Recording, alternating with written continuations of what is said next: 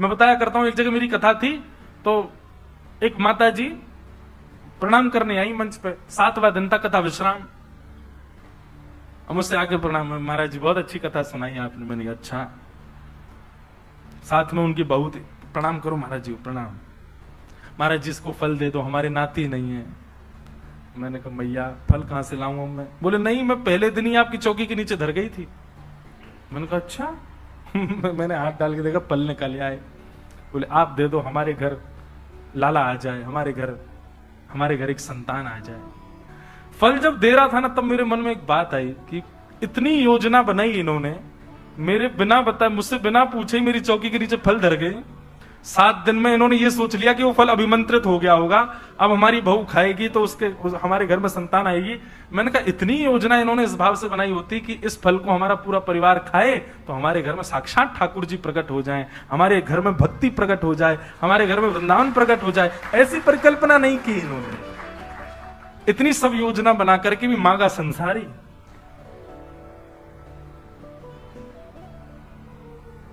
व्यक्ति कितनी योजनाएं बना लेता है संसार की प्राप्ति के लिए। इसकी 1% योजना भी यदि भगवत प्राप्ति की कर लेना, उसको ठाकुर जी मिल जाएंगे।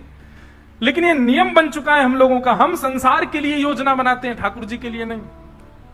अरे हम तो भूल ही गए, आज बहुत सारे प्रश्न आए थे। अभी प्रश्न जो इनमें उचित हो उनके उत्तर दे दें। महाराज जी प्रणाम। कर्म बड़ा या भक्ति बड़ी, आप इन दोनों को अलग क्यों मानते हो? कर्म भक्ति युक्त होकर के करना चाहिए। इन दोनों में बड़ा छोटा मत कीजिए कि वो बड़ा है ये छोटा है। कर्म कीजिए, नाम जपते चलो, ध्यान धरते चलो, हर समय कृष्ण का ध्यान धरते चलो, काम की वासना को मिटाते चलो, कृष्ण गोविंद गोपाल गाते चलो। आप स्कूल में पढ़ते हो, कॉलेज में पढ़ते हो, यूनिवर्सिटी जाते हो, जॉब करते हो, बिजनेस करते हो, भक्ति युक्त होकर के करो ना सारे काम। आप उन दोनों को अलग अलग क्यों, उनका डिवाइडेशन क्यों कर रहे हो? उनको डिवाइड क्यों कर रहे हो? उनको अलग अलग क्यों मानते हो? लेकिन फिर भी आप अलग मानते हो तो कर्म प्रधान विश्व रचि राखा, कर्म प्रधान। एक बार को यदि जगन्नाथपुरी जाने का अवसर मिल रहा हो, लेकिन बहुत बड़ा कोई काम, आपका कर्म बीच में रुक रहा हो, तो कर्म को प्रधानता देने वाले को तो रुक जाना चाहिए, कर्म को पहले करना चाहिए। लेकिन जिसके लिए ठाकुर जी सर्वोपरि हैं, उसको तो सब तज हरि भज, सब छोड़ो जाओ ठाकुर जी के पास, ठाकुर जी संभाल लेंगे अपने आप। लेकिन फिर भी इन दोनों को अलग मत मानिए, ये दोनों एक ही हैं, एक ही नहीं है। भक्ति युक्त होकर के कर्म करना चाहिए, अलग नहीं है। मन को शुद्ध करने कैसे? ये 7 दिन मैया और मैया भैया जितने भी भेजा है, 7 दिन किसके लिए हम लोग बैठे हैं? मन की शुद्धि के लिए ही बैठे हैं। यहां जितने विषय बताए जा रहे हैं, विचार बताए जा रहे हैं, वो सब मन की शुद्धि के लिए ही है। फिर तीसरा इन्होंने कहा भक्ति मार्ग में आगे कैसे जाएं? अगर मन भटक जाए तो क्या करें? सब साधन यही बताए जा रहे हैं, इन्हीं को सुनते जाओ। और सुनिए, कल से आप सब लोग एक डायरी और पेन लेके बैठा कीजिए कथा में, जो सूत्र आपको बढ़िया लगे तुरंत उसको लिख लिया कीजिए, तो ये इतने प्रश्न नहीं आएंगे मन में। और जिसका संशय हो वो संशय को रखे ना, प्रश्न जरूर पूछे।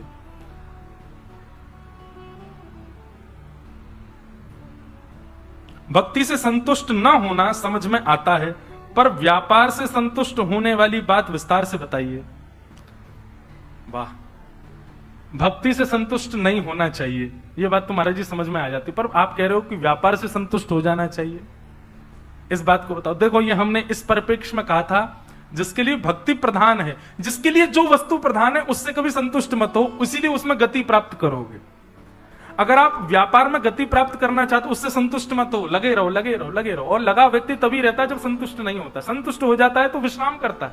भोजन करते करते जब संतुष्टि हो जाती तभी हम कहते बस अब नहीं।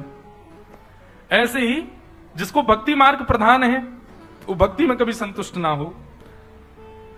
व्यापार मार्ग प्रधान है, व्यापार संतुष्ट, लेकिन जिस मार्ग को आप चुनो उसके अलावा बाकी सबसे फिर संतुष्ट हो जाओ, उससे संतुष्ट मत हो। अगर भक्ति मार्ग आपके लिए सब कुछ है तो फिर परिवार, व्यापार, इन सबसे संतुष्ट रहो। लॉस हो रहा है तो भी संतुष्ट, प्रॉफिट हो रहा है तो भी संतुष्ट। हम तो केवल ठाकुर जी के हैं, हम अच्छा हो बुरा हो हमें उससे कोई मतलब नहीं। फिर दया और कृपा, इसमें डिफरेंस क्या है? दया मानव करता है, गुरु करते हैं, कृपा ठाकुर जी करते हैं। कृपा मानव का अधिकार नहीं है। दया किसी के भाव को देख करके की जाती है, पर कृपा ठाकुर जी करते हैं, वो कई बार भाव भी नहीं देखते, कर देते हैं बस। कृपा का अधिकार मानव का नहीं है, तो ठाकुर जी का है। दया और कृपा में यही अंतर है। दया किसे मिलती है और कृपा किसे मिलती है, दोनों में श्रेष्ठ क्या है? बात श्रेष्ठ स्पष्ट यही हो जाती है कि दया मानव करता है, कृपा भगवान करते हैं। दया मानव किसी की स्थिति देख करके करता, पर ठाकुर जी कई बार स्थिति भी नहीं देखते, फिर भी दया कर देते हैं, कृपा कर देते हैं। फिर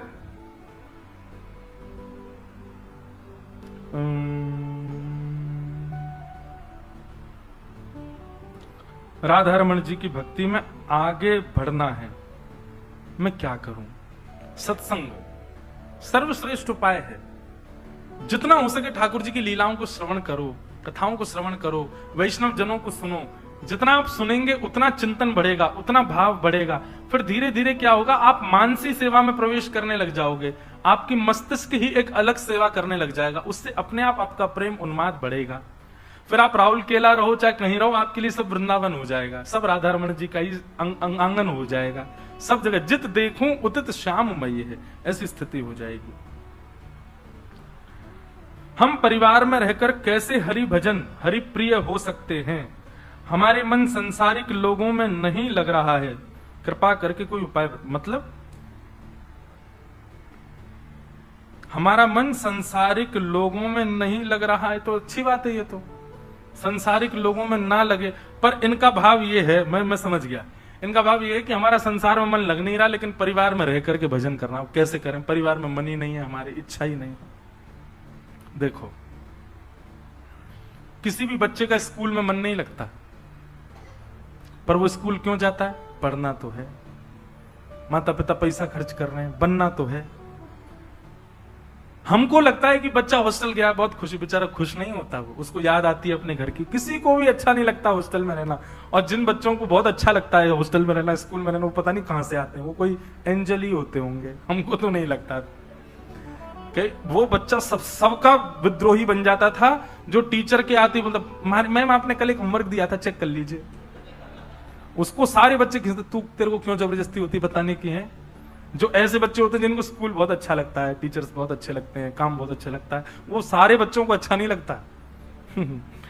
तो स्कूल जाना किसी को प्रिय नहीं होता, पर फिर भी बालक किस बुद्धि से जाता है? व्यापार पे जाना किसी को अच्छा नहीं लगता, पर किस बुद्धि से जाते हैं? वो एक हमारा कर्तव्य है, वो हमको करना है। भक्ति भाव जीवन में आ जाए और उसके बाद संसारी अच्छा ना लगे, ठाकुर जी की कृपा है, पर फिर भी आपको त्याग नहीं करना है। उसके पीछे कारण है कि अभी समय परिवर्तित हो गया है। अब कलयुग का वो स्थिति चल रही है कि आप यहां पर त्याग नहीं कर सकते। मीराबाई का समय नहीं रहा, अब ये प्राचीन काल का वो समय नहीं रहा है कि आप सब छोड़ करके और सब चले। मीराबाई ने भी, प्रसंग आता है, मीराबाई ने वर्षों तक अपने ससुराल वालों का भी त्याग नहीं किया, जबकि उनके पतिदेव की मृत्यु हो चुकी थी। उसके बाद भी मीराबाई वहीं रहती थी, इतनी परेशानियां झेलते हुए भी रहती थी। एक दिन जब अति हो गई और बहुत वर्ष निकल गए सहते सहते मीराबाई को, तब एक बार मीराबाई ने गोस्वामी जी को पत्र लिखा, गोस्वामी तुलसीदास जी को, कि मैं क्या करूं, मैं ऐसे परिवार में रहती हूं, मैं इनको छोड़ना नहीं चाहती, मैं इनको त्यागना नहीं चाहती, पर मैं क्या करूं? मेरी भक्ति और मेरे ठाकुर जी के प्रति यदि आक्षेप करने वाला परिवार हो तो ऐसे परिवार के प्रति मैं क्या भावना रखूं? तब गोस्वामी जी ने उत्तर के रूप में चौपाई लिख करके भेजी, जाके ही न राम वही दे ही तजिए ताही कोटि वही रिसम यद्यपि परम स्नेही। जिसके हृदय में राम जी नहीं है, वैदेही सीता नहीं है, हे मीराबाई, तजिए ताही कोटि वही रिसम यद्यपि परम स्नेही, चाहे वो कितना भी स्नेही क्यों ना हो, उसको तुरंत त्याग दो। तब मीराबाई ने गृह त्याग किया। हम उस स्थिति में नहीं पहुंचे, तो इसलिए कर्तव्य मान करके परिवार में रहो। प्रहलाद जी ने त्याग नहीं किया अपने पिताजी का, प्रहलाद जी ने त्याग नहीं किया अपने राक्षस कुल का, वहीं रहे, वहीं रहकर के नरसिंह भगवान को प्रकट कर दिया। इसलिए हमेशा भाग जाना उपाय नहीं होता, रुको, डटो और थोड़ा सौम्य भाव से प्रतीक्षा करो ठाकुर जी की। तो ये कुछ प्रश्न है। महाराज जी आपके चरणों में दंडवत प्रणाम। मैं 12 साल की हूं और मैं भक्ति में जीवन जीना चाहती हूं। मेरा बहुत मन है कंठी धारण करूं और शुद्ध जीवन जीऊं, पर मेरे घर में प्याज लहसुन आदि व्यवहार होता है और घर में धार्मिक माहौल का अभाव है। ऐसा क्या करें जिससे मेरे घर का माहौल परिवर्तित हो जाए? मैं हॉस्टल में रहती हूं तो वहां मैं सब पात्र सामान होते हैं, तो इस तरह के वातावरण में अपने आप को किस प्रकार पवित्र रख के मैं भक्ति में जीवन जीऊं? और क्या ऐसे सेवा के रहते हुए भी क्या मैं श्री तुलसी जी को कंठ में धारण कर सकती हूं? सबसे पहले तो 12 साल की एक बालिका है, उनका ये भाव है। देखो, अभी अभी हमने उदाहरण में एक बात कही थी, प्रहलाद जी की आयु कितनी थी? 4.5-5 वर्ष की। उन्होंने ना तो अपने पिता का त्याग किया, ना परिवार का त्याग किया, ना राक्षस कुल का त्याग किया, ना कुछ भी। पिता ने राक्षस विद्यालय में भेजा कि वहां राक्षसी विद्या सीखने हुए, प्रहलाद जी वहां भी गए और राक्षसी विद्या सीख रहे थे। देखो, जब आप जानते हैं कि आपका वातावरण और आपकी स्थिति, आपका माहौल जन्म से ही ऐसा बन चुका है कि उसमें आप ज्यादा परिवर्तन नहीं कर सकते, आपके हृदय में ठाकुर जी आकर के विराजमान हो गए, तो अब यहां पर एक भाव रख सकते हैं कि आप बाह्य जो भी वस्तु स्वीकार कर रहे हैं उसको केवल व्यवहार मात्र मानो। व्यवहार मतलब नाटक मात्र करो। वो केवल आपका देह स्वीकार कर रहा है, देह को जीवित रखने के लिए आप उस चीज का उपभोग कर रहे हो। केवल इतनी बुद्धि रखो, मन से आप परम शुद्ध रहो, मन को पवित्र रखो, और मन को पवित्र रखने के लिए ठाकुर जी का स्मरण, चिंतन और नाम जप करो। तुलसी माला कंठ में धारण करने के लिए विधान तो ऐसा है कि आपको प्याज लहसुन भी नहीं खानी चाहिए, लेकिन यदि आपको खाना ही पड़ेगा, ऐसा कोई उपचार ही नहीं बचा, तो क्या किया जाए? आप कंठ में ना धारण करके उनको समीप रखो और नित्य सुबह स्नान करने के बाद शुद्ध पवित्र अवस्था में अपने 12 अंगों पर उसका स्पर्श कराओ और नित्य मानसिक कंठी माला धारण कर लो। नेत्र बंद करके मन में ऐसा भाव रखो कि हमने गले में तुलसी माला पहन रखी है, हमारे कंठ में तुलसी जी विराजमान है, और ऐसा विराजमान करके भाव रख के फिर नाम जप करो। हमारे यहां मानसी सेवा को प्रत्यक्ष सेवा से ज्यादा श्रेष्ठ माना गया है। आप प्रत्यक्ष ठाकुर जी की सेवा करते हैं, वो गौड़ मानी जाती है, पर आप मानसी सेवा में रहते हैं, उसको ज्यादा प्रमाणित माना जाता है।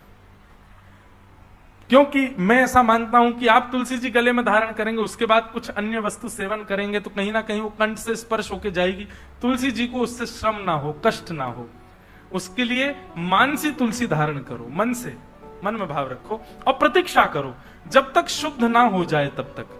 अभी आयु बहुत छोटी है, 12 वर्ष की है, कुछ वर्ष और प्रतीक्षा करो। उस वर्ष के बाद ये प्रमाणित ठाकुर जी करेंगे, ठाकुर जी सब व्यवस्था करेंगे, सब कुछ आपके अनुकूल शुद्ध हो जाएगा, उसके बाद सब करिएगा। तब तक मानसी सेवा में प्रवृत्त रहो। बोलो वृंदावन बिहारी लाल। तो ये कुछ भाव, कुछ प्रश्न है।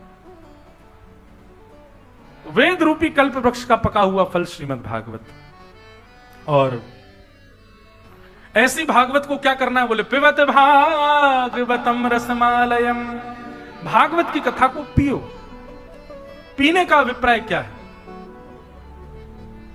हम जो वस्तु पान करते हैं, जो वस्तु खाते हैं, जिस वस्तु का सेवन करते हैं, वो कुछ क्षण में ही हमारे तन में दिखने लग जाती है। दिखने लग जाती मतलब उसका असर हमारे तन के ऊपर होता है। ठंडा पानी पीते हैं, अपने आप शीतल हो जाते हैं। गर्म पानी पीते हैं तो अपने आप उष्ण हो जाते हैं। हम ज्यादा घी खाते हैं, ज्यादा कुछ तला हुआ पाते हैं, तो फिर कुछ दिनों में हमारा शरीर दिखने लग जाता है, हाँ खाते पीते हैं। हम दवाइयां लेते हैं, औषधियां लेते हैं बहुत ज्यादा, तो औषधि भी दिखने लग जाती है। हम मद्यपान करते हैं तो भी हमारे चेहरे से दिखने लग जाता है। हम जो खाते पीते हैं वो हमारे अंग प्रत्यंगों से दिखने लग जाता है। ऐसे ही भागवत की कथा को सुनो मत, पियो, ताकि पी करके जब आप संसार में जाओ तो आपके तन से पता लगने लगे कि आप वैष्णव हो। आपके अंग प्रत्यंगों से ही पता लग जाए कि आप कथा के श्रोता हो।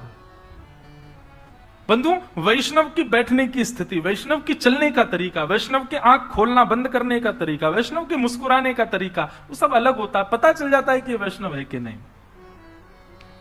उसके बैठने का, अभी सुखासन में हम लोग बैठे हैं, इस सुखासन में बैठा कैसे है व्यक्ति, उससे पता चल जाता है कि वैष्णव है कि नहीं है। वो भोजन क्या पाता है, वो जब बोलता है तो किन शब्दों का प्रयोग करता है, उससे पता चल जाता है कि ये वैष्णव है कि नहीं। तो जब आप कथा सुनते हैं तब ये सब नहीं होता। जब आप पीना प्रारंभ कर दे, पीना मतलब कथा को रमाने लगते हैं अपने भीतर, तो आपकी शब्दावली, आपकी देखने की दृष्टि, आपके विचार करने का नियम, आपका चलना फिरना, उठना बैठना, हाथों का घूमना, उन सब में परिवर्तन आ जाता है और पता लगने लगता है कि आप वैष्णव हो।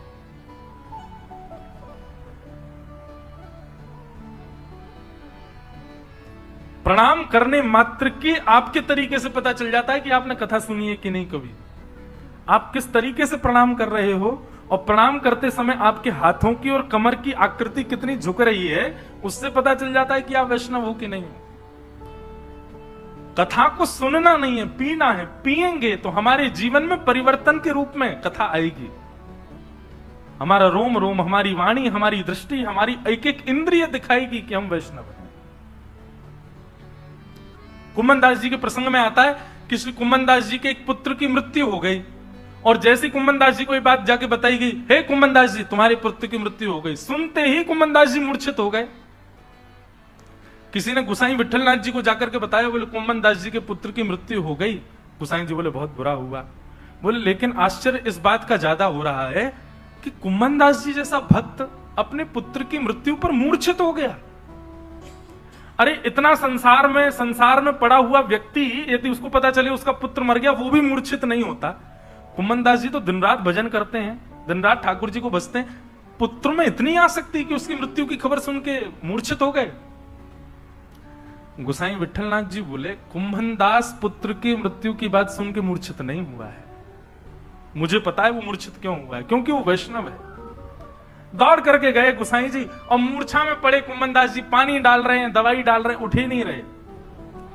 तभी गुसाई जी ने कान में जाकर के कहा, ए कुम्भनदास, मुझे पता है तुम इसलिए मूर्छित हो गए हो कि भाई पुत्र की मृत्यु हो गई, अब तो हमको सूतक लग गए, अब तो मैं मंदिर जा ही नहीं पाऊंगा, मैं ठाकुर जी को देख ही नहीं पाऊंगा। लेकिन चिंता मत करो, मैं मंदिर की खिड़की खोल दूंगा, वहां से तुम देख लिया करना। सोई उठ के बैठ गए। हाँ अब ठीक हूं। अब देखो, संसार के व्यक्ति के लिए ये बात बड़ी, वो कहेगा राम राम, कैसे ऐसा भी पिता होता है कोई है? उसको पुत्र की मृत्यु की चिंता नहीं है, उसको पुत्र की मृत्यु का कष्ट नहीं है। संसार के लोगों के लिए तो यही कष्ट हो जाएगा कि ऐसा भी पिता हो सकता है कि हाँ। वैष्णव भक्त के लिए बड़ी बात नहीं, वैष्णव के लिए तो ठाकुर जी प्रधान है, ठाकुर जी की सेवा प्रधान है, ठाकुर जी का दर्शन प्रधान है, उनके अतिरिक्त कोई प्रधान नहीं है। कुम्भनदास जी को इस बात का कष्ट नहीं, इस बात की पीड़ा नहीं कि मेरा पुत्र चला गया। पीड़ा है, पर मूर्छा इसके लिए नहीं थी कि पुत्र चला गया। मूर्छा इसके लिए थी कि मैं पुत्र के बिना तो रह लूंगा, लेकिन 7 दिन श्री जी को देखे बगैर कैसे रहूंगा, उनको देखे बगैर कैसे मेरा जीवन कटेगा। और कुम्भनदास जी मूर्छित हो गए। पर जब पता चला कि नहीं, गुसाई जी कह रहे हैं खिड़की से तुमको दर्शन करा देंगे, तो ठीक हो गए। अब ये कुम्भनदास जी की स्थिति में दिख रहा है कि वो वैष्णव है। हमारी स्थिति, हमारी बोली चाली, हमारी हर चीज से पता चले कि हम वैष्णव। वैष्णव के सामान्य बैठने का तरीका भी ऐसा होगा कि उस पर भी आपको लगेगा ये कुछ अलग है।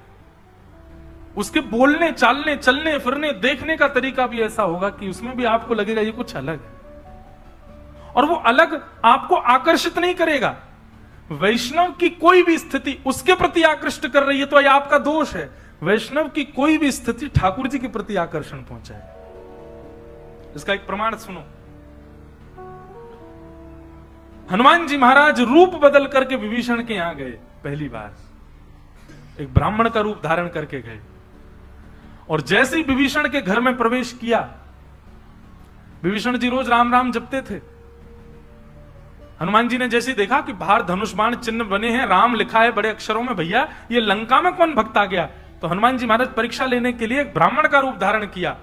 त्रिपुंड, लंबी चौड़ी चोटी, पटका गले में, यहां वेदों की ग्रंथ ले रखे हाथ में, और धोती पहन के हनुमान जी प्रवेश कर गए खड़ाऊं पहन करके। जैसे ही हनुमान जी ने प्रवेश किया विभीषण के कक्ष में, भवन में, विभीषण ने सामने जैसे ही हनुमान जी को देखा, शक्म भेष में आए थे हनुमान जी। विभीषण जी महाराज अपने आसन से उठे और उठ करके उनको दंडवत प्रणाम किया। हनुमान जी ने आशीर्वाद दिया। विभीषण जी उठ करके खड़े हुए, फिर लेट के फिर दंडवत प्रणाम किया। हनुमान जी ने फिर आशीर्वाद दिया, फिर खड़े हुए, फिर लेट के फिर दंडवत प्रणाम किया। 3 बार हो गए। हनुमान जी बोले बड़ी दंडवत हो रही है। फिर खड़े हुए, हनुमान जी कुछ कहते, विभीषण जी फिर लेट गए, फिर दंडवत प्रणाम। 1 बार, 2 बार, 3 बार, 4 बार, 5 बार, 10 बार प्रणाम कर लिया। हनुमान जी ने अब के रुका, ये भाई सुनो, तुम हमको जानते हो क्या? हनुमान जी को संशय हो गया, कहीं मेरा चेहरा पता तो नहीं चल रहा है इसको कि मैं हनुमान हूं। हनुमान जी बोले, सुनो, तुम हमको जानते हो क्या? विभीषण जी बोले, नहीं। इतनी दंडवत क्यों कर रहे हो हमको?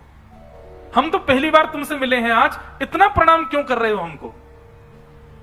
विभीषण जी के नेत्रों में पानी आ गया, अश्रु जल भर आए और हाथ जोड़ करके कहने लगे, मैं आपको जानता नहीं हूं, पर आप जब से मेरे सामने आए हो ना, वर्षों से मैं राम जी का भजन कर रहा हूं, इतने प्यारे मुझे राम जी कभी नहीं लगे, लेकिन जब से आप मुझे दिख रहे हो तब से राम जी मुझे इतने प्यारे लग रहे हैं, इतने प्रिय लग रहे हैं। मुझे राम जी के प्रति इतना प्रेम हो गया है मेरे चित्त में, निश्चित ही इस बात का प्रमाण है कि आप कोई सामान्य तो नहीं हो, क्योंकि आपकी उपस्थिति, आपका दर्शन मुझे राम जी के और समीप ले जा रहा है। ये वैष्णवता का लक्षण है। हमारे आचार विचार, बोली चाली, उठना बैठना, उन सब में जब भक्ति परिवर्तित दिखने लगती है ना, सामने वालों पर प्रभाव पड़ता है और वो ठाकुर जी के और समीप पहुंचते हैं उससे। इसलिए कथा सुननी नहीं है, कथा को पियो। कथा पान करेंगे तो हमारे आचारों में दिखने लगेगी, हमारे विचारों में दिखने लगेगी, हमारे व्यवहार में दिखने लगेगी, हमारी स्थिति में दिखने लगेगी। 7 दिन बाद दोबारा अपने दफ्तर जाओगे, अपने स्कूल जाओगे, कॉलेज जाओगे, अपने अपने काम पर जाओगे, तो आपके कार्यकर्ता गण, आपके जो कलीग्स हैं, आपके जो मित्र हैं, कहें भाई तू बदल गया है, कैसा, अब थोड़ा पहले से अच्छा हो गया है, पहले से और व्यवस्थित लग रहा है, पहले से और सुधरा हुआ सा लग रहा है। समझो कि ये कथा आपने पी है। पर जैसे आप परसों थे वैसे ही आप 9 तारीख के बाद भी हो। आपने कथा को सुना है, पिया नहीं है। पर यहां आज्ञा क्या है? पिबत भागवतम रसमालयम मुहुर्हो रसिका भुवि भावुका। भागवत की कथा को पियो। व्यास जी ने जो बातें कही, उन बातों को तुरंत अपने जीवन में उतारने का निश्चय कर लो। आप विश्वास मानिए, अन्य साधना आप ना भी कर पाओगे चलेगा, लेकिन कथा में जो आप सुनते हैं उसको तुरंत अपने जीवन में लागू करते हैं। आपके कल्याण की जिम्मेवारी ठाकुर जी ले लेते हैं। फिर क्यों? क्योंकि आप कथा में सुने गई बातों को अपने जीवन में लागू कर रहे हो। श्रीमद् भागवत के 11 स्कंद में, 10वें स्कंद में भगवान कहते हैं, अंजह पुंसाम विदुषाम बुद्धिम भागवतान हितान। मेरे बताए हुए भागवत मार्ग पर जब व्यक्ति चलने लग जाता है, उसका कभी पतन नहीं होता, और यदि कभी उसका पतन हुआ भी, कभी वो गिरा भी, तो मैं उसके सामने खड़ा हूंगा उसको उठाने के लिए। प्रसिद्ध प्रसंग आता है श्री बलराम दास जी महाराज का। जगन्नाथपुरी में श्री बलराम दास जी महाराज हुए। जगन्नाथ भगवान को रोज पद सुनाते थे, गाते थे, गाने में बड़े निपुण थे। उनको सेवा मिली हुई थी कि वो जगन्नाथ जी के सामने गाते थे। एक दिन उनकी गायकी से रीझ करके एक वैश्या नाचने लगी, और बलराम दास जी का ऐसा भाव हो गया कि अब तक तो जगन्नाथ जी को रिझाने के लिए गा रहे थे, पर अब उस वैश्या को देखा तो उसको रिझाने के लिए गाने लगे। पतन हो गया बलराम दास जी का। पर देखो ठाकुर जी कैसे रक्षा करते हैं। मैं कहा करता हूं, जीवन में एक बार भी यदि ठाकुर जी से अनन्य प्रेम हो गया हो, निश्चिंत हो जाना। उसके बाद यदि कभी आपका पतन भी हो गया ना, चिंता मत करो, ठाकुर जी फिर उठाएंगे। क्योंकि एक बार ठाकुर जी ने आपको स्वीकार किया है, ठाकुर जी का स्वभाव है, वो फिर दोबारा कभी छोड़ते नहीं है। उतार चढ़ाव आपके जीवन में आ जाएगा, कभी आप पतन का अनुभव करोगे, कभी आप अपने आप को गिरा हुआ अनुभव कर सकते हो, पर इससे विचलित मत होना, ठाकुर जी फिर उठाएंगे। माधव दास जी एक वैश्या के रूप में आसक्त होकर के उसके साथ रहने लगे। अति तो तब हो गई कि भैया रथ यात्रा का दिन, और बलराम दास जी भी सो ही रहे हैं। रात भर अपनी प्रियसी के साथ में भ्रमण किया, भूल गए कि कल रथ यात्रा है। परंतु पूरे जगन्नाथपुरी में हल्ला मच चुका था कि बलराम दास अब चरित्रहीन हो चुका है। आज जैसे नेत्र खुले, विजय घंट का नाद सुनाई दे रहा था, जो जगन्नाथ भगवान के सामने बजाते हैं विजय घंट, उसका नाद सुनाई दिया। और पंडा पुजारियों की जब हल्ला सुनाई दिए, वो सब जगन्नाथ जी को लेकर के आ रहे हैं रथ के लिए। जब पड़े पड़े ये स्वर सुना, तब बलराम दास जी ने नेत्र खोल करके अपने आप को देखा और अपनी स्थिति को देखा। मैं कहां पड़ा हूं, मैं क्या था, मैं कैसा था, और ये मेरा क्या हाल हो गया। स्नान करके तुरंत दौड़े रथ की ओर। बोले मेरे पद गायन के बाद ही रथ यात्रा प्रारंभ होती है, आज भी वैसा ही होगा। परंतु आज पंडा पुजारियों ने उनको रथ पे चढ़ने ही नहीं दिया। सब पहचान चुके थे कि माधवदास वैश्यागमन करता है, अब इसको रथ में चढ़ने का भी अधिकार नहीं है। माधवदास जी महाराज रोने लगे। जगन्नाथ जी देखने तक नहीं दिए उनको किसी ने। माधवदास जी महाराज गए और समुद्र में प्राण त्यागने लगे अपने। बोले मुझसे बहुत बड़ी भूल हो गई नाथ, मैंने आपकी सेवा छोड़ करके संसार की सेवा में लग गया। तभी उनके मन में आया प्राण क्या त्यागूं, एक बार और प्रयास कर लूं, क्या पता जगन्नाथ जी स्वीकार कर लें। अब रथ यात्रा में तो मैं वहां नहीं जा पाऊंगा। तो वहीं बालूका का एक रथ बनाया, उसमें बालू के जगन्नाथ जी बैठा दिए और वहीं पद गायन करने लगे। और जैसे ही पद गायन जगन्नाथ बलराम दास जी ने किया, यहां रथ खींचने का समय आया। दोनों रथ खिंच गए, बलभद्र जी और सुभद्रा जी का, पर जगन्नाथ जी का रथ नहीं खींचा। खींचते रहे, वो आगे बढ़ा ही नहीं। सबने जाके प्रार्थना करी, बोले हे महाप्रभु आज आपका रथ नहीं बढ़ेगा क्या आगे। ठाकुर जी बोले क्योंकि मैं इस रथ में बैठा ही नहीं हूं तो ये रथ आगे कैसे बढ़ेगा। बोले रथ में नहीं बैठा हूं मतलब। बोले यहां केवल मेरा विग्रह बैठा है, मैं तो बलराम दास के रथ में बैठा हूं जो समुद्र किनारे उसने बनाया है। मैं तो वहीं बैठ करके अपनी रथ यात्रा स्वीकार कर रहा हूं। आज की मेरी रथ यात्रा तो वहां बलराम दास कर रहा है। मतलब विचार करेंगे आप, संपूर्ण पंडा समाज, पुजारी समाज और संपूर्ण जगन्नाथपुरी के लोगों ने बलराम दास का त्याग कर दिया, लेकिन महाप्रभु कितने दयालु। उसके इस गलत दूषित कर्म पर भी ठाकुर जी ने उसका नमे भक्त्या प्रणश्यति, गीता में भगवान कहते हैं एक बार जो मेरे को अपना लेता है उसके बाद उसका पतन हो भी रहा हो ना अर्जुन, तो मैं उसको गिरने नहीं देता, मैं उसको पकड़ लेता। बलराम दास का पतन नहीं होने दिया ठाकुर जी। इसलिए भैया एक बार भी यदि ठाकुर जी से आपको प्रेम हो गया हो, एक बार भी श्री कृष्ण के प्रति नेत्र सजल हो गए हों, निश्चिंत हो जाना संपूर्ण जीवन के लिए। अब ठाकुर जी ने स्वीकार कर लिया है, अब आपका पतन नहीं होगा। होगा भी तो चिंता मत करना, ठाकुर जी आपको संभालने आएंगे। पर इसकी चिंता बनी रहे चित्त में कि पतन वाला कार्य कुछ करना नहीं है हमको, यूं छोड़ आए कर ले, ठाकुर जी बचा ही लेंगे, ऐसा नहीं, जानबूझ करके नहीं। तो ऐसे भाव हैं। पिबत भागवतम रसमालयम, भागवत की कथा को पियो। कब तक पियो, बोले मुहुर हो रसिका भूमि भावुका, पीते रहो पीते रहो पीते रहो। जीवन पर्यंत बंधुओं अपनी कोई भी सेवा का आप लोग त्याग कर देना, पर कभी कथा सुनने का त्याग मत करना। हमारी कहीं एक बात मान लीजिए, आप हर दिन 20-25 और आधा घंटा, 20-25 मिनट आधा घंटा सत्संग को देना प्रारंभ कर दीजिए। नित्य सत्संग करो, नित्य श्रवण करो भगवत वार्ताओं को, इससे कल्याण होगा, कल्याण का मार्ग प्रशस्त होगा। इस प्रकार 3 श्लोकों में मंगलाचरण किया। सौनकादि ऋषियों ने 6 प्रश्न किए। इन्हीं 6 प्रश्नों में आगामी 6 दिन की कथा चलेगी। सूत जी महाराज ने प्रश्न सुनकर के सबसे पहले अपने गुरु को वंदन किया कि यम प्रव्रजंतम अनुपेतम अपेत कृत्यम द्वैपायनो विरह कातर आजुहावा पुत्रेति तन्मयतया तर्वोभिनेदु तम सर्वभूत हृदय मुनिमानतोष्मि।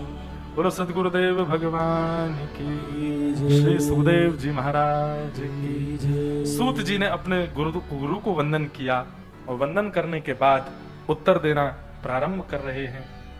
एक उत्तर हम सुन लेते हैं, उसके बाद हम सप्तनिधि का पद गाएंगे और कथा को विश्राम देंगे। सवै पुंसां परो धर्मो यतो भक्ते दुक्षजे अहैतुक्य प्रतिहता ययात्मा संप्रशीदते। बंधुओं, मेरा आपका हम सबका परम धर्म क्या है? हमारा धर्म क्या है? पहले तो धर्म बताओ। हमारा धर्म क्या है? व्यापार करना, 3 समय की रोटी प्रेम से खा सके उसके लिए कर्म करना, अपने परिवार का पालन पोषण करना, अपने पिता का नाम यश बढ़ाना, ये सब धर्म के अंतर्गत आता है। परोपकार करना, दूसरों की सहायता करना। परंतु यहां पर कहा गया हमारा परम धर्म क्या है? तो परम धर्म का एक स्वरूप मैंने थोड़ी देर पहले बताया, स्वयं भगवत प्राप्ति के साथ साथ अन्यों को भी भगवत प्राप्ति की भावना चित्त में रखना, ये परम धर्म है। परंतु यहां सूत जी एक उदाहरण और दे रहे हैं, हमारा परम धर्म क्या है? तो कहते हैं सवै पुंसाम परो धर्मो यतो भक्तिर अदोक्षजे। अदोक्षज भगवान की, जगन्नाथ भगवान की भक्ति करना ये धर्म है। परंतु कैसी भक्ति करना? बोले अहेतु की भक्ति करना, प्रत्येक दिन बढ़ोतरी हो ऐसी भक्ति करना, ये हमारा परम धर्म है। ये बात निश्चित है, आज हमको जितने प्रिय ठाकुर जी लगते हैं कल उससे दुगने प्रिय लगने चाहिए, और कल जितने प्रिय लगते हैं परसों उससे दुगने प्रिय लगने चाहिए। हर दिन ठाकुर जी हमको अति प्रिय लगे, पहले से अति प्रिय लगे। ऐसी भक्ति यदि हमारी है तो हमारी भक्ति मानो हम परम धर्म कर रहे हैं। लेकिन ठाकुर जी कल भी जैसे लग रहे थे आज भी वैसे ही लग रहे हैं, परसों भी वैसे ही लग रहे हैं, अगले दिन भी वैसे ही लग रहे हैं, ये तो वही है, वैसे ही है। ऐसा नहीं, न विच्छिन्न होने वाली भक्ति और प्रत्येक दिन बढ़ने वाली, बढ़ोतरी होने वाली भक्ति अगर हमारे चित्त में हो रही है तो ये हमारा परम धर्म एक्टिवेट हो चुका हमारे अंदर, ये समझ लीजिए। हर दिन ठाकुर जी की याद, वृंदावन की याद, वैष्णवों की याद और ज्यादा बढ़ रही है तो समझो ये हमारी अहेतु की भक्ति है। और ये कैसे होगा? ठाकुर जी और प्रिय लगे, कल से भी अधिक प्रिय आज लगे, आज से भी अधिक प्रिय कल लगे, कल से भी अधिक प्रिय परसों लगे, ये कैसे संभव होगा? वैष्णवों की कृपा, बिना महत पाद रजोभिषेकम। कोई भगवत भजन करने वाला, कोई ठाकुर जी के चिंतन में रहने वाला, कोई भगवत भाव में रहने वाला यदि प्रेम से आपको नहीं देख लेगा तब तक आपका ठाकुर जी के प्रति प्रेम नहीं बढ़ेगा। कोई ठाकुर जी से बहुत प्रेम करता है, ठाकुर जी को बहुत भजन करता है, ठाकुर जी को खूब भजता है, वैष्णव वेश में रहता है, संत वेश में रहता है, नित्य वृंदावन को भजता है, ऐसा नित्य वृंदावन और ठाकुर जी के प्रेम में रहने वाला जब प्रेम भर के आपको देख लेगा तभी आपके हृदय में ठाकुर जी के प्रति प्रेम लक्षणा भक्ति बढ़ेगी, नहीं तो नहीं। संतों को प्रणाम इसलिए नहीं किया जाता इनका पुण्य हमको मिल जाए, ये हमको आशीर्वाद दे दें। संतों को प्रणाम केवल इसलिए किया जाता है कि ये प्रेम भर के हमारी ओर देख लें, इनकी दृष्टि हम पर पड़ जाए और इनकी दृष्टि से ही हमारा कल्याण हो जाएगा। और उसके लिए क्या करना पड़ेगा वो हम कल बताएंगे 4 बजे से। आओ, सब लोगों को पत्र प्राप्त हुआ और जिनको प्राप्त नहीं हुआ हो हमारे पीछे पीछे गाओ। हमारे वृंदावन में सप्त निधि प्रकट हुए। कौन कौन से? सब लोग इधर देखो। गोविंद देव जी, मदन मोहन जी, गोपीनाथ जी, राधा रमण जी, राधा वल्लभ जी, जुगल किशोर जी और बांके बिहारी, ये हमारे वृंदावन के 7 निधि हैं। कई लोग कहते हैं बोले महाराज जी वृंदावन में 7 देवालय भी तो हैं। सप्त देवालय गौड़िया वैष्णव संप्रदाय के 7 ठाकुर हैं, परंतु सप्त निधियों में गौड़िया भी हैं, हरिवंशी भी हैं, हरिदासी भी हैं और हरिव्यासी भी हैं। ऐसे ये सप्त निधि हैं। इन 7 निधियों को हम प्रणाम करते हैं। इस पद की रचना श्री गिरधर लाल जी ने कृपा करके करवाई है। 7 निधियों को प्रणाम करेंगे और फिर 8वें भाव में, 8वें अंतरे में हम श्री गिरधर लाल जी को प्रणाम करेंगे। लाल जी के मिलने का समय 11 से 12 है। सुबह दर्शन देते हैं, जहां हम निवास कर रहे हैं वहां पर आप लोग दर्शन करने पधारो। आओ, इन 7 निधियों को प्रणाम करते हैं। इस पद में 7 निधियों के नाम और सप्त निधियों को किन आचार्यों ने प्रकट किया उन आचार्यों के भी नाम हैं। सब लोग मेरे साथ कहो। श्यामा हृदय कमल सो प्रगट्यो, श्यामा हृदय कमल सो प्रगट्यो, श्री राधा हृदय कमल सो प्रगट्यो, राधा हृदय कमल सो प्रगट्यो, और श्याम हृदय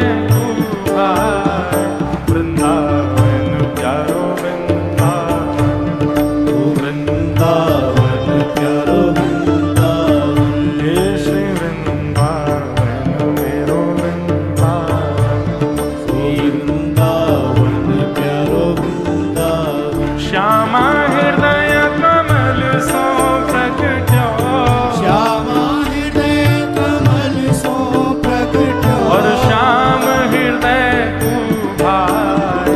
वृंदावन प्यारो वृंदावन, वृंदावन प्यारो वृंदावन, हे श्री वृंदावन मेरो वृंदावन, वृंदावन मेरो वृंदावन, सब सुख सागर रूप उजागर रहे वृंदावन धाम।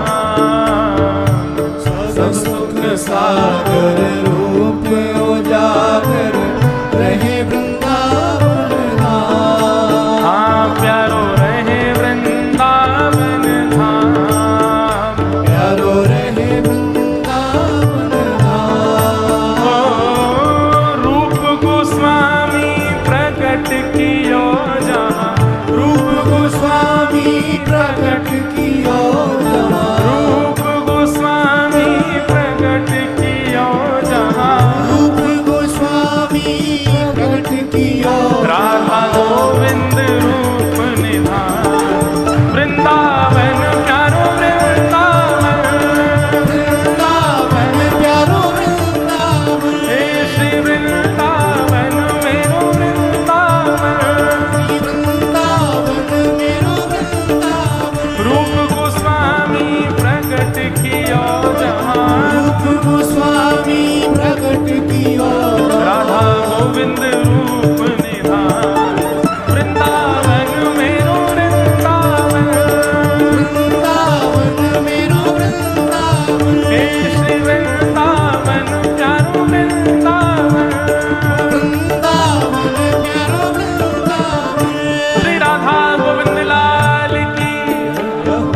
प्रथम ठाकुर जी जो कि अब जयपुर में विराजमान है, अब दूसरे ठाकुर हे बिहरत निस दिन कुंज गलन में ब्रज जन मन सुख धाम। विहरत निश दिन कुंज गलन में ब्रज जन मन सुख धाम। हाँ प्यारो ब्रज जन मन सुख धाम, प्यारो ब्रज जन मन सुख धाम। हे मदन मोहन को रूप निरख के, मदन मोहन को रूप ने रख के, श्री मदन मोहन को रूप निरख के, मदन मोहन को रूप ने रख के, सनातन बलि बलि जाए। वृंदावन प्यारो वृंदावन, वृंदावन प्यारो वृंदावन, हे श्री वृंदावन मेरो वृंदावन, वृंदावन मेरो वृंदावन। मदन मोहन को रूप निरख के, मदन मोहन को रूप ने रख के, सनातन बलि बलि जाए। वृंदावन मेरो वृंदावन, वृंदावन मेरो वृंदावन, हे श्री वृंदावन प्यारो वृंदावन, वृंदावन मेरो वृंदावन। श्री मदन मोहन लाल की। श्री मदन मोहन लाल जी सनातन गोस्वामी ने प्रकट किए और आप अब करौली राजस्थान में विराजमान हैं, प्रकट वृंदावन में हुए। तीसरे ठाकुर गोपी ग्वाल सब ही और धारे, प्यारो गोपीनाथ। गोपी ग्वाल सब ही और धारे, प्यारो गोपीनाथ। हे प्यारो प्यारो गोपीनाथ, प्यारो प्यारो गोपीनाथ, हे बड़ो प्यारो गोपीनाथ, ओ बड़ो प्यारो गोपीनाथ। हे मधुपर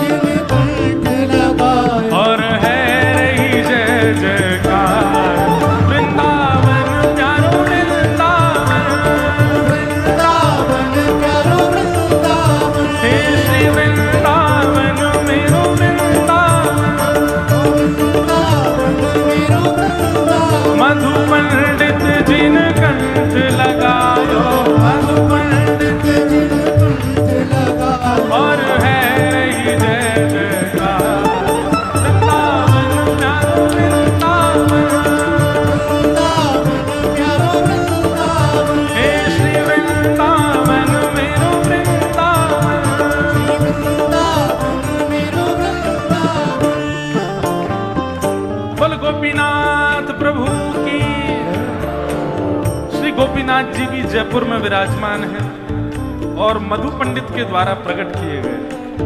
अब चौथे ठाकुर जी हमारे सब जानते हैं, श्री गोपाल भट्ट जो की हृदय वेदना प्रगट्यो शालिग्राम।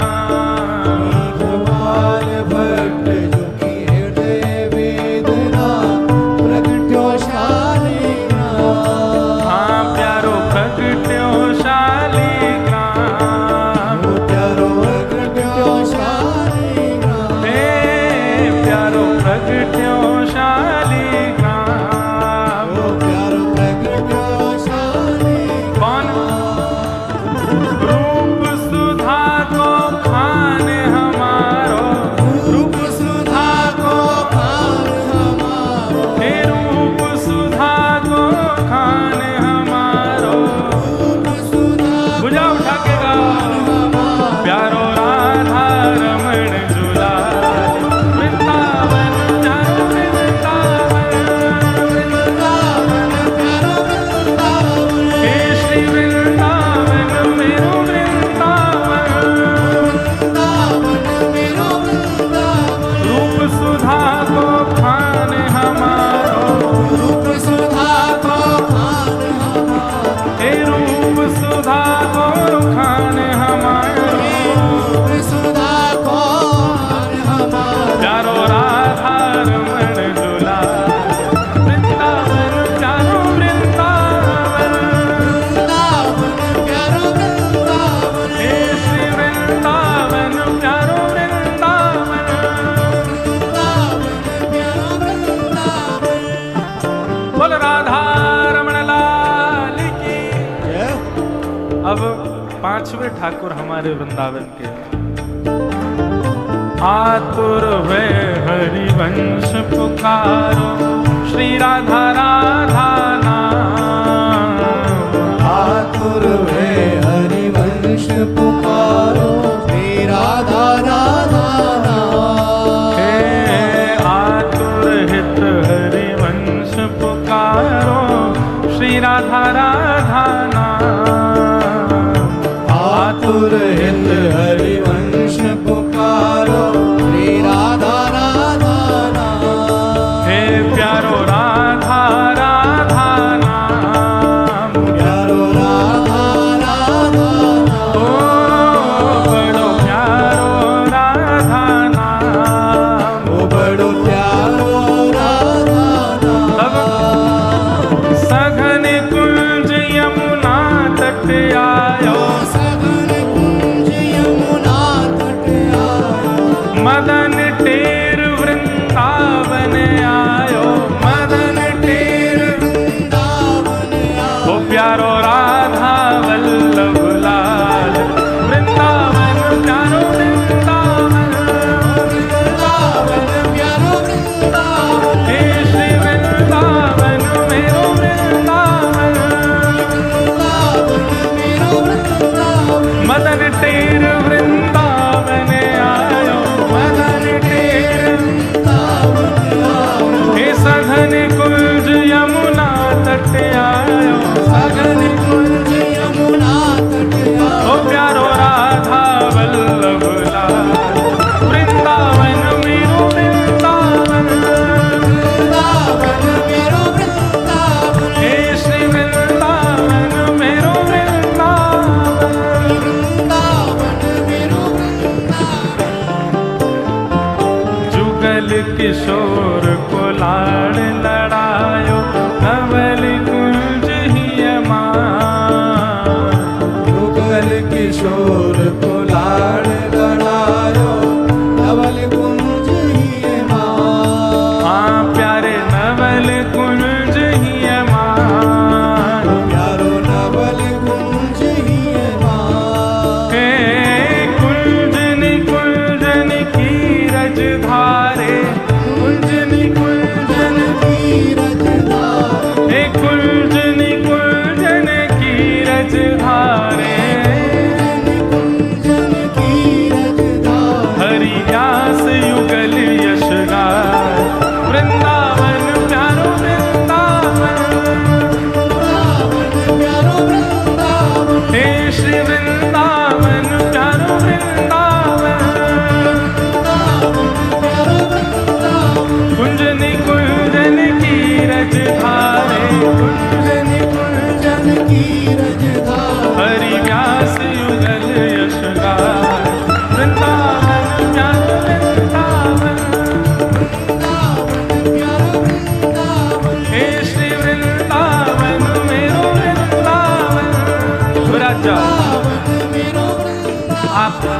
मैया को विराजमान करो, जल पिलाओ।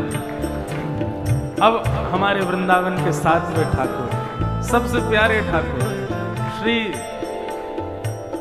वृंदावन बिहारी लाल। कोई बात नहीं, कोई बात नहीं करना। हे भुवन चतुर्दश की सुंदरता, निधिवन करत बिहार।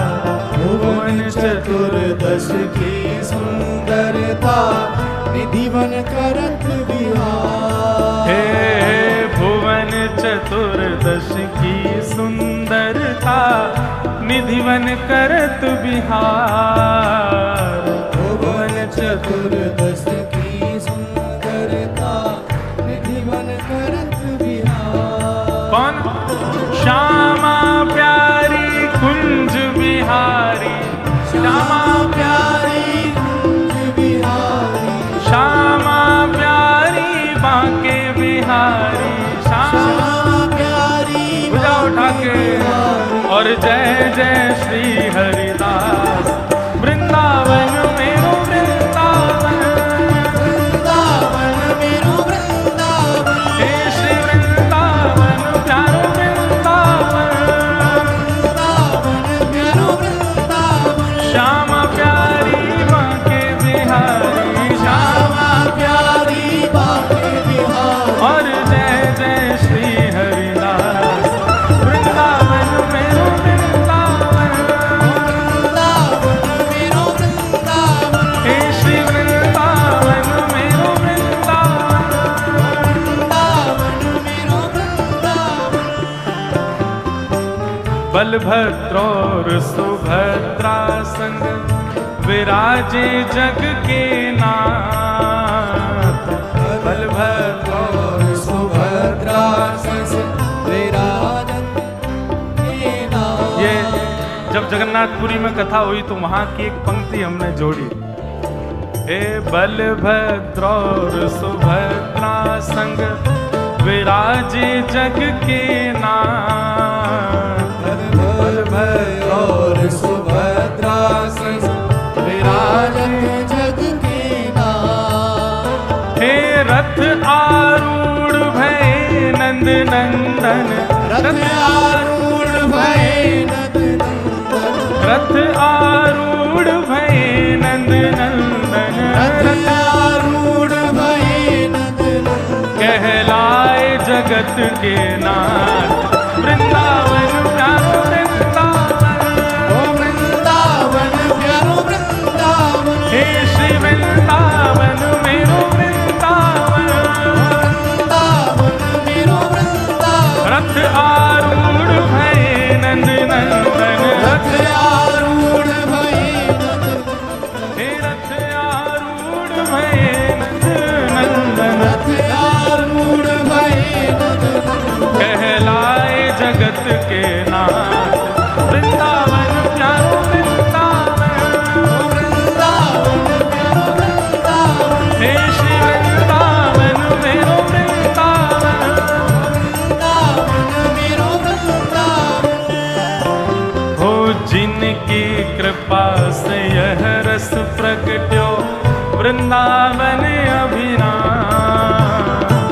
जिनकी कृपा से यह रस प्रगट्यो, वृंदावन अभिराम। हाँ प्यारो वृंदावन अभिराम। प्यारो वृंदावन अभिराम। हे सप्त निधिन को ही उजियारो, सप्तनिधिन को ही उजियारो। हम सबको प्राणन दे प्यारो। हम सबको प्राणन दे प्यारो। और यह आनंद करवावे वारो। और यह आनंद करवावे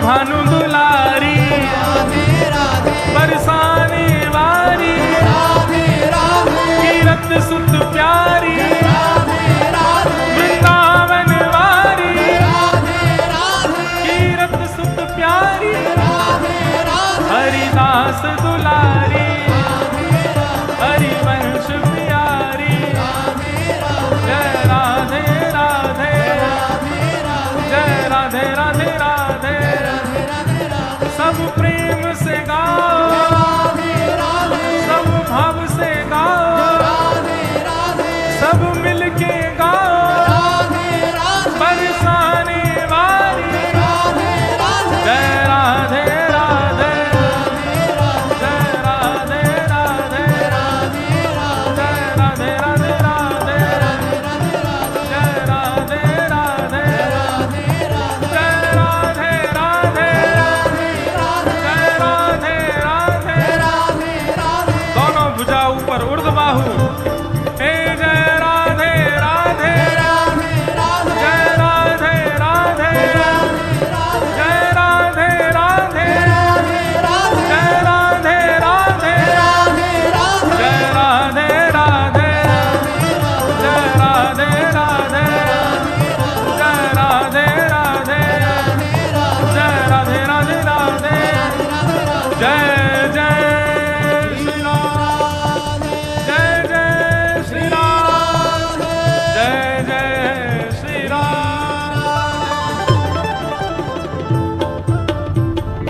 बोलो वृंदावन बिहारी लाल की, श्री राधा रमण लाल की, श्री राधा वल्लभ लाल की, जगन्नाथ महाप्रभु की, लीलाचल धाम की, जगन्नाथ जगन्नाथ जगन्नाथ रक्षमा, महाबाहो महाबाहो महाबाहो पाहि मां। नमः पार्वती पतये हर हर महादेव। कल पुनः मिलेंगे आप सबसे 4 बजे, तब तक के लिए सबको बारंबार प्रणाम। जय श्री कृष्ण।